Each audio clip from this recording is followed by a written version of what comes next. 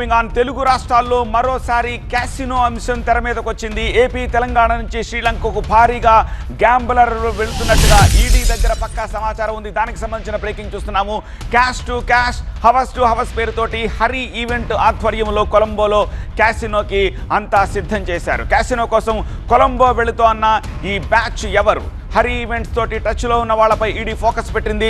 రాజమండ్రి, విశాఖపట్నం, విజయవాడ, హైదరాబాద్ నుంచి flight bookings చేసుకున్న మొత్తం ప్యాసింజర్ల ఆరా తీస్తున్నట్టుగా తెలుస్తోంది. ఇవాల్టి నుంచి 27 వరకు కొలంబోలో ఈ క్యాసినో ఈవెంట్ని నిర్వహిస్తున్నట్టు తెలుస్తోంది. 300 మంది గ్యాంబ్లర్లు శ్రీలంకకు వెళుతున్నట్టుగా ఈడీకి ఫిర్యాదు అందింది. కోట్ల రూపాయల మనీ లాండరింగ్ పై ఫోకస్ పెట్టింది ఈడీ.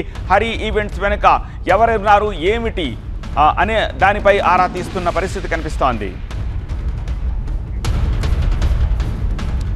రమ్మీ, ఫ్లాష్, బకాడో, రొలెట్, అందర్ బాహరో, తీన్ పత్తి, 3 ముక్కలాట లాంటి గేమ్స్ అన్నీ కూడా అక్కడ నిర్వహిస్తూ ఉంటారు. ఈ జూదానికి సంబంధించిన పందాలు, మనీ ట్రాన్సాక్షన్లు ఎలా చేస్తున్నారనే దానిపై ఈడీ నిఘా పెట్టింది.